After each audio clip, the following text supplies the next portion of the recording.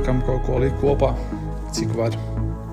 Bet no palielam neko diži jau nevar. Labi, bagāžnieku var salikt.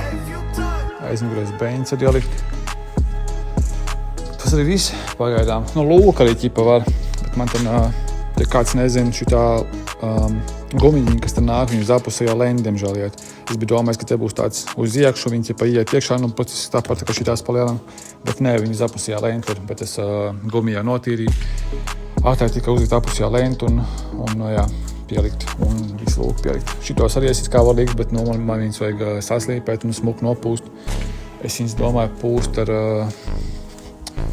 ķipa tā kā Raptor līdzīgo šitādu. Bet nu, es vēl nezinu īsti. Varbūt ko citu viņš būtu diezgan grubuļains. Tieši tāpat kā subwoofer kaste nopūst ar to pašu. Šitās tā, jā, nezinu, normālais, ka tomēr jābūt bišķi pat raka reliņiem.